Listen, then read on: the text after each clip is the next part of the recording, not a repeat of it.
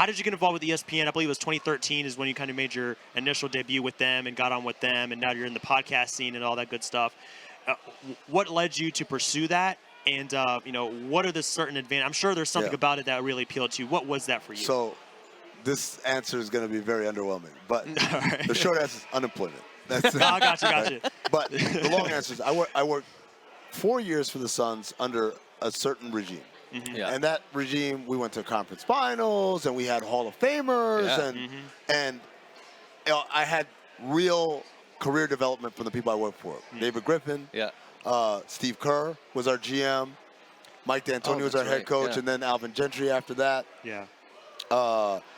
Even guys like Mark West, obviously, who helped me get the job. John Shoemate, who played on the Notre Dame team that broke the 88-game win streak. Todd Quinner. Like, I had a bunch of really good people I worked with, and they cared about me, and they cared about helping me be better. You know? They were sending me to G League to, like, when I would accompany our rookies when we go down there. And I got to interact and be the liaison between our staff in Phoenix and our staff in Iowa. By the way, the head coach of our G League team, the Iowa Energy, a guy named Nick Nurse. Oh, really? Sounds familiar. The assistant coach, a guy named Nate Bjorken.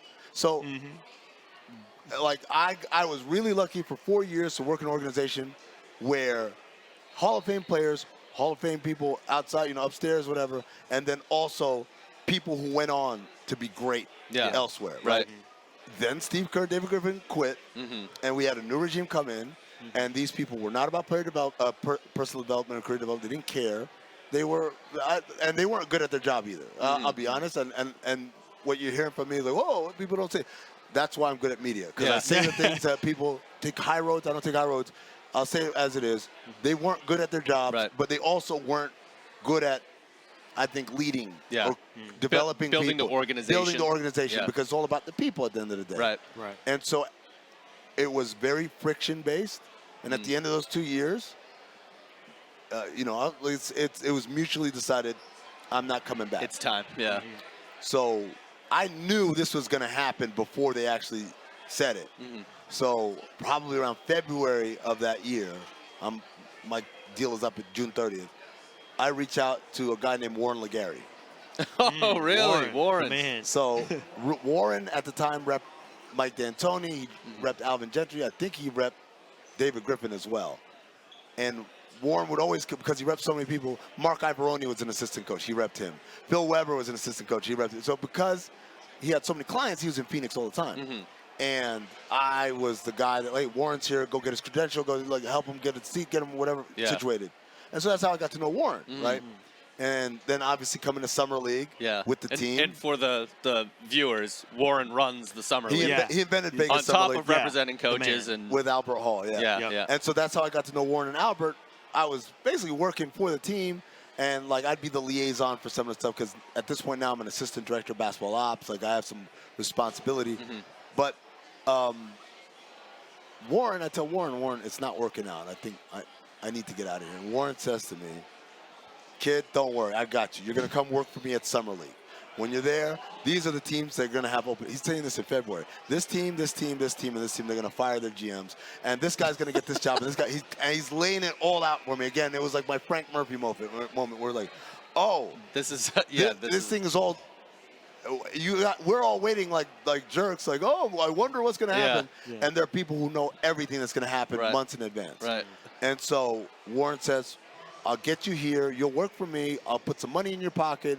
And then you get here, network, and we'll get you somewhere. And so I did that. And while I was here, by the way, my roommate during that stretch in that Summer League was a guy named Eric Glass, who's an assistant coach with the Miami Heat. Oh, wow. Now. So I'm meeting people who long-term friends now. And I'm getting my stuff out there, but the hook ain't, the bait ain't hooking. So I had a buddy of mine who worked for ESPN, who for years had been trying to get me to like do a podcast, do an interview, and I said I can't. I'm mid-level exec. They don't let us talk. Like the GM talks, Griff talks, Kerr talks, or whoever the guys that came afterward, coach talks, but we don't talk. So he saw me at Summer League. He was like, "What about now?" And I said, "Let's do it." So I did a video. It was about free agency, and I thought maybe one of these teams I'm trying to talk to are going to see it and say, oh, this guy, well, good, your head on his shoulders. Yeah. What happened was someone at ESPN saw it. Mm-hmm. And they were like, what is he doing? And my buddy's like, he's not doing anything now. He's looking for a job. Yeah. Like, does he want to write? Because we need someone to write from a front office perspective. They had people write for the stuff, but they were always coaches. Right. So they could tell about coaching decisions and stuff like that, but nobody to explain the other stuff. So my buddy says, do you want to do it? And I said, well, I've never written anything other than scouting reports and college papers. I don't know anything about journalism. Yeah. I don't know anything about media. I tell people all the time, it's as if someone walks up to the set right now and says, hey, I'm from NASA. Do you want to be an astronaut? Yeah, right. I'm like, I mean, I'm not doing anything, I guess. I'll Sure, I'll give it a try.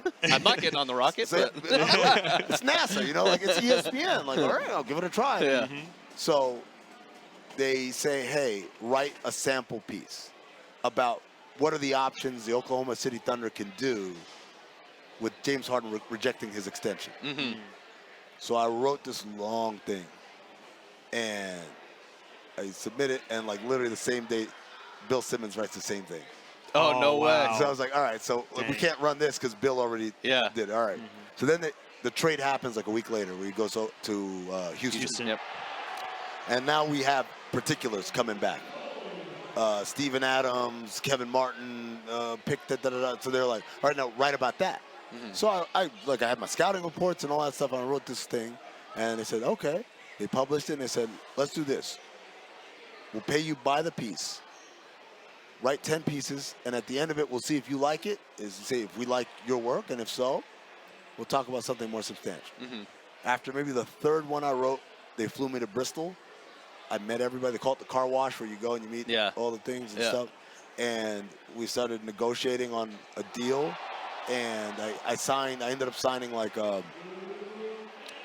call it the straight cash homie deal. It's like sum of money I'm expected to turn in a certain number of pieces every month. And also that do podcasts and, you know, radio interviews as needed.